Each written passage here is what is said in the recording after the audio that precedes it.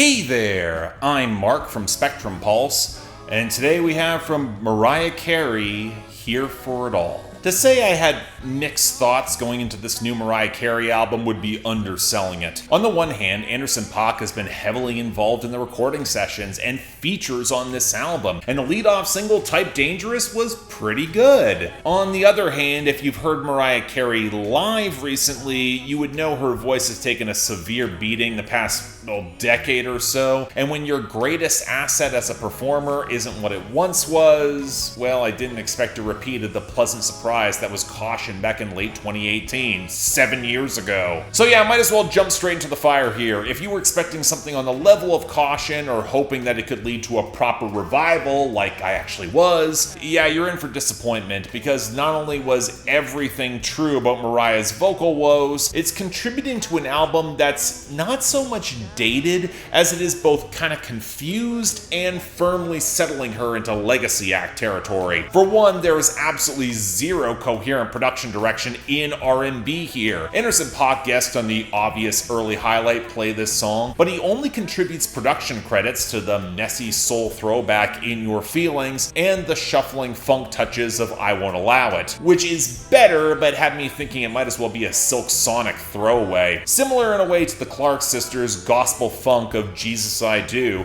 which certainly could have been imported straight from the mid-70s, and yeah, kind of a compliment there. But it doesn't remotely fit alongside the shuddering R&B drill progression of Me, or the touches of Afro beats on Sugar Sweet with Kehlani and Shenseea, or the throwback hip-hop flip of Type Dangerous, or the stock power ballad territory of Nothing Is Impossible, and, no joke, a Paul McCartney cover with My Love that was a pretty limp ballad back in 1973. And yet it at least feels like something that Mariah could make sense singing instead of Confetti and Champagne. That sounds like a budget Drake throwaway from 2018 with the painfully cheap drum machines against the off-key haze. But you know what, to Mariah Carey's credit, the production has some consistent quality in this. Pillowy, liquid, the grooves are tasteful and defined, where for a half second when you start hearing the naked self-love across the album as the primary thematic arc, you might almost believe it. I might not be all that impressed by Carey's navel-gazing across the album compared to when she does more with it beyond the flex and the brand names. Play This Song as the jab at an ex with Paak as a very welcome counterweight. It's easily the best example. To a lesser extent, I Won't Allow It's in that territory. But if the album sounds expensive enough to cover McCartney and then sample Eric B. and Rakim, even if the R&B into gospel transition of the title track feels more worshipful towards Mariah Carey than, God, I could almost admire the longevity of this egotism if Mariah Carey didn't sound her worst vocally to date. And the problem isn't just range and power. The few whistle notes sound sickly, her belting just doesn't have the richness it used to, her mid-range is sounding increasingly nasal, and I was legit alarmed how messy some of her vocal runs were on In Your Feelings, made all the worse when you can tell they're pushing her back in the mix with subtle pitch correction when the multi-tracking or greater harmonies. That might have been enough to save this, because she's got this level of expressive charisma.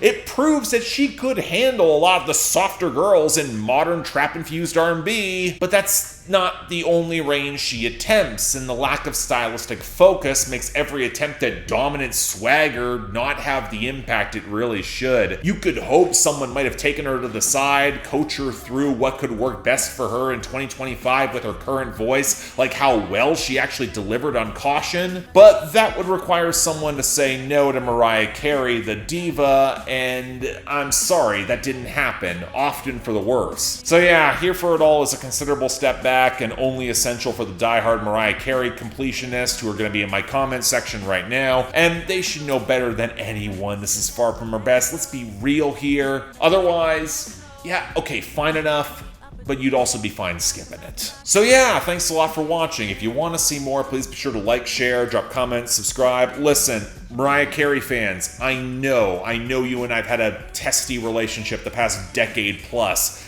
There are Mariah Carey albums I liked back in the 90s. I'm nowhere near as high on Emancipation of Mimi as the majority of you are.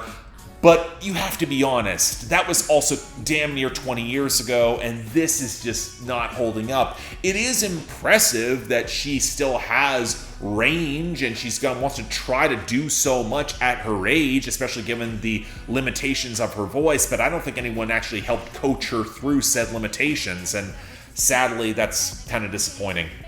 But beyond that, though, anything else I might be able to do to improve my presentation, I'm all ears. If you want to have comments or argue with me, link down there, comments below, have fun. Or hell, if you want to yell at me on my Discord or support the channel or get albums on my schedule, link to my Patreon and YouTube memberships is right over there. Once again, don't feel obligated, tough times, I think a recession's coming, be warned for that. But hey, the option's available. Till then, I'm Mark, you're watching Spectrum Pulse, and I'll see you next time.